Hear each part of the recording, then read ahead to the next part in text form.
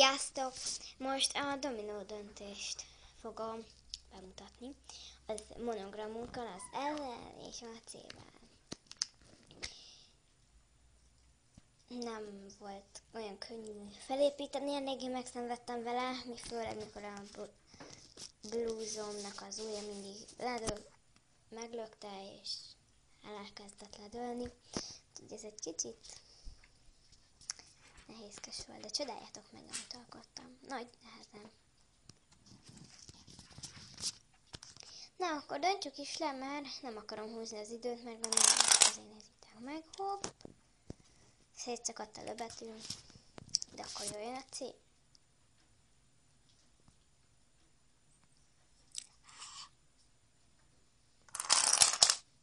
Ebből pedig úgy látom, egy E betű lett. De mindegy. De ez lett volna a dominó döntés, remélem tetszett. Nézzétek meg a többi videót is.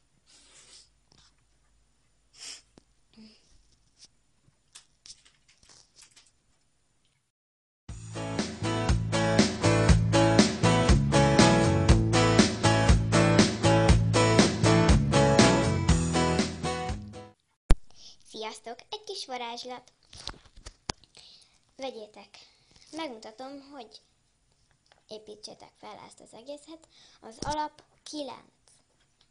2 dominóból áll, 2 magas dominó, és hát 2 dominót tettem össze, ahogy láthatjátok. Így tettem össze őket. 9 darab, ahogy mutatom. Az alapzat, és persze középen is van. Ez egy ilyen, úgymond, aki Minecraftozik, annak egy Minecraft kör. Vagy hát hasonló. Nem az, csak hasonló. És akkor pontosabban egy piramist kell építeni, majd a kollásba ezt is látni fogjátok, hogy pontosabban hogy nézett ki. Na, de mindegy, addig is figyeljétek. És tegyük fel oda is. Kicsit elég szorosan kell, hogy legyen, mert hát persze máskor nem összedől, tétjuszkál, és akkor nem fog úgy megmaradni, mert a gravitáció. És persze az utolsó, ami szintén 2, tegyük fel, és így meg lesz az összes. Azt a 2-t ki kell húzni, persze, és akkor innentől jön az a kis varázslat.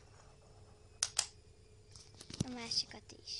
Lassan. A telefonom árnyéka. Lassan kihúzzuk. És végezzük.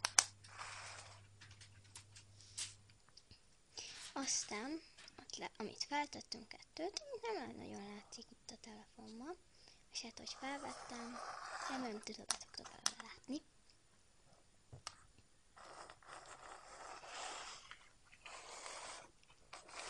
Hogy ne érjenek bele, kotorjuk jó arrébb ezeket a dominókat, és hát a többit is le kell pakolgatnunk, mert másképp nem fogjátok látni.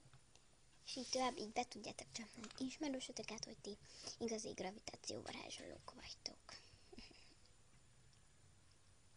Húzzátok el ezt a 2-t, amit oda tettünk, és már csak 4 pár fog fent lenni, és annyinak kell fent maradni. És akkor át is jöttem a másik oldalra. Na nézzük. 1. Nagyon nem számolom. És elhúzok, és tadá! Ezt a másik oldalról megnézhetitek.